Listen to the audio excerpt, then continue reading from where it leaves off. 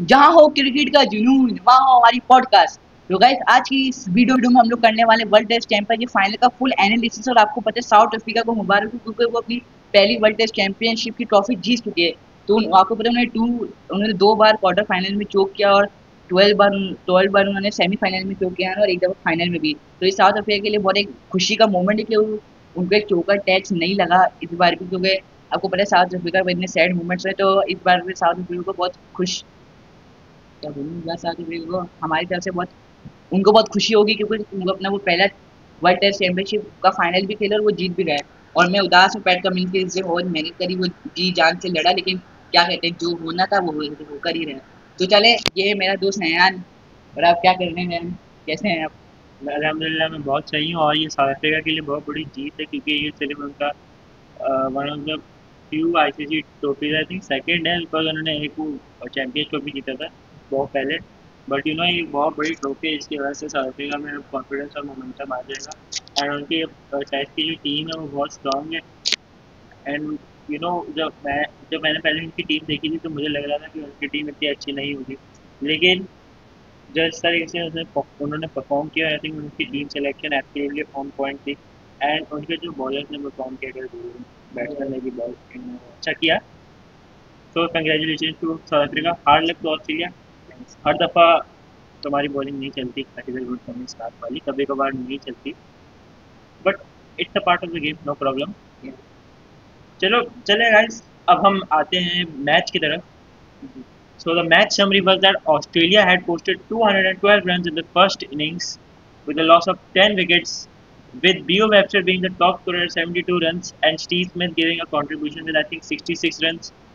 Uh, and they were bowled out for 212 and Kagiso Rabada took a 5 for, which was absolutely brilliant, and he was a really good part for South Africa today because उसके बिना I don't think वो जीतते ये match.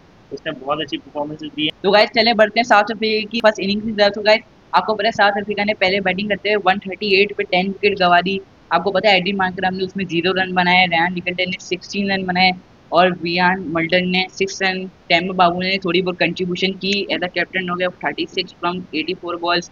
और उसके बाद Christian इस्टफ ने भी 2 रन बनाए। डेविड बेडिंगम भी नो डाउट अच्छा खेला, जो कि वो पहली दफ़ा वर्ल्ड टेस्ट चैंपियनशिप खेल भी रहा था और वो बिट ऑफ यंगस्टर ही टाइप है। और काइल वेलेनी 13 रन बनाए, Marco Jansen 0 without he goes pavilion without score and Keshav Maharaj with 7 run and Kagiso Rabada 1 and लुमिनिटी विद नॉट आउट 0 रन। तो गाइस ये थी साउथ अफ्रीका की पहली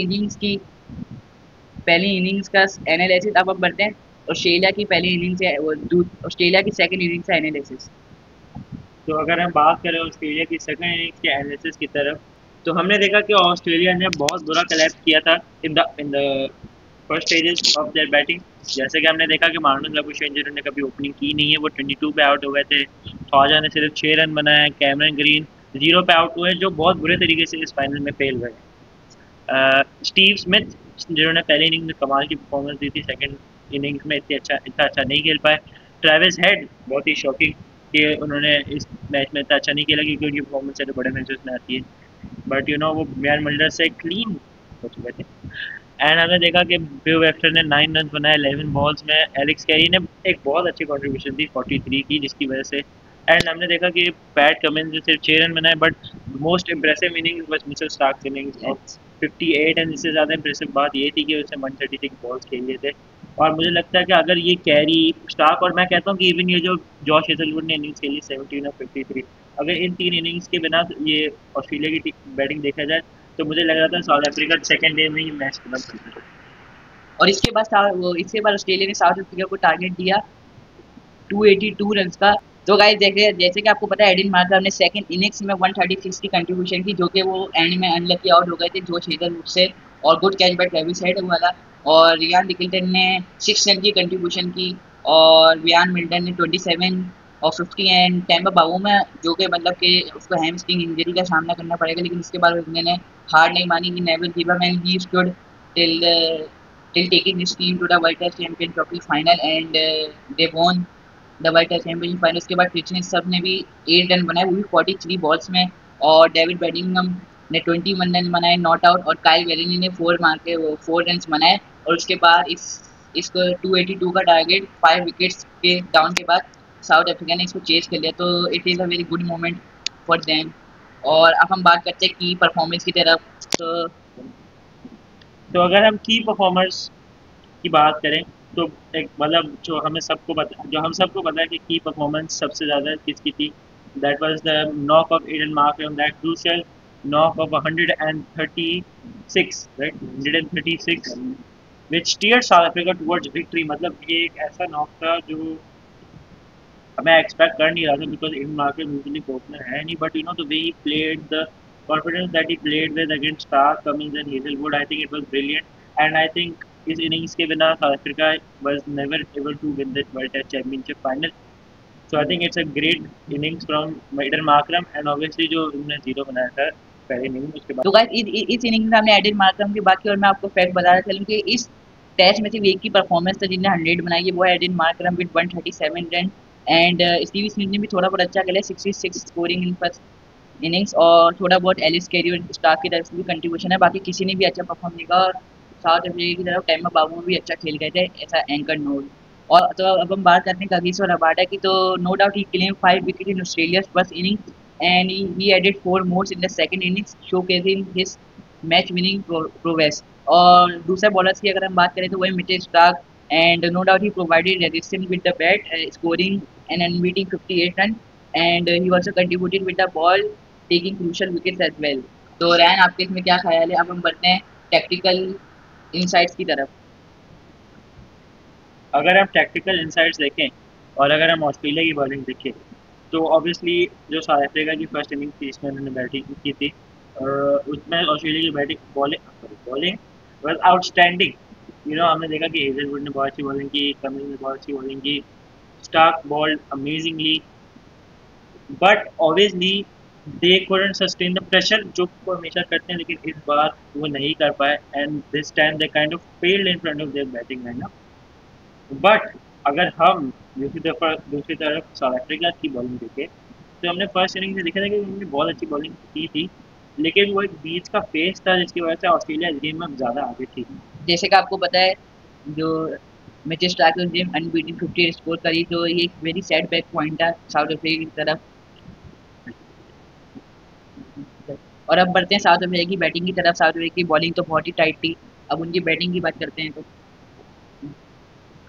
सो साउथ अफ्रीका मतलब उनकी जो बैटिंग थी, they didn't get off to a good start, उनके बहुत सारे टॉप ऑर्डर बैट्समैन फेल हो गए थे, एंड देन वो 138 पर ऑल आउट हो गए थे, and it was looking like ये एक और ट्रॉफी होता ऑस्ट्रेलिया के लिए, एंड साउथ अफ्रीका नहीं जीत पाती। बट जो हमने सेकंड इनिंग में देखा साउथ अफ्रीका की तरफ से, जो हमने देखा from experience Aiden Markram and उनकी कैप्टन टेम्बा बूमा, जिनका रिकॉर्ड अभी भी with 0 losses in test match अभी भी अलाइव है as a captain, as a captain. I think it's a great, it was just something superb from South Africa. And जो century थी, it was full of class and intent and जो confidence दिखाया था. And Babuma, even though he had a hamstring उसके साथ जो उसने contributions दी थी, it was awesome. यस। तो अब हम बढ़ते हैं हिस्टोरिक सिग्निफिकेंस की तरफ। तो this victory not only marks out Africa's first ICC World Test Championship title, but also ends their 27-year wait for an ICC trophy and breaking the choker streak that had long been associated with them। तो आपको पता है ये match highlight बहुत अच्छी रही है, south Africa के लिए बहुत अच्छा मैच था। ये बताएं की मोमेंट्स। तो गाइस अब हम बताते हैं की मोमेंट्स एंड टर्निंग पॉइंट्स। इस मैच का पूरा टेस्ट में की मोमेंट और जो टर्निंग पॉइंट है, तो चलें डे 1 का हम बताने, डे 1 में बताएं क्या हुआ। डे वन में ये हुआ कि ऑस्ट्रेलिया की जो बॉलिंग थी, मतलब पहले हमने देखा कि ऑस्ट्रेलिया ने बैटिंग की और उनके बैटिंग में एक अच्छा स्टार्ट नहीं आया because of the brilliance of Kagiso Rabada and Marco Jackson, लेकिन उसके बाद उन्होंने बहुत अच्छा कमबैक करके 212 का एक ठीक स्कोर बना दिया on a very difficult surface to bat on. उसके बाद way Mitchell Starc bowled and way Josh Hazlewood bowled was outstanding, and South Africa के उसके जवाब में कोई मतलब उसके रिप्लाई में कुछ था नहीं उनके पास। और उसके रिप्लाई में था 43 फॉर 4 फर्स्ट डे के अंदर। तो ये बहुत नेगेटिव पॉइंट है सेट बैक का साउथ अफ्रीका की तरफ। अब हम बढ़ते हैं अपने डे 2 के की मोमेंट एंड टर्निंग पॉइंट की तरफ। तो हम बात करते हैं डे 2 की। तो south Africa collapse and Australia lead, and इसमें हम बताते हैं डे 2 में क्या हुआ कि जो पैट कमिंस था, they took 6 wicket, how dismantled South Africa's batting lineup and leaving them at 138 all out, and Australia took a 74 run first innings lead। आपको पता है ऑस्ट्रेलिया ने 74 की लीड ले ली थी। उसके बाद डे 3 में क्या हुआ वो आपको बताएंगे रहन। डे 3 में यह हुआ डे 3 में the unthinkable happened. It was probably the best day of test cricket in a long time. Markram और बबूमा ने जैसे खेला, we were not expecting that, but best for South Africa. Century, an amazing century of the order, and Baguma की half century in a 143 run partnership, bringing South Africa within 69 runs of victory by the end of day 3. और अब हम बात करते हैं day 4 की, तो day 4 में साउथ अफ्रीका को चाहिए थे 69 रन और उनके पास 8 विकेट्स हैंड में थी.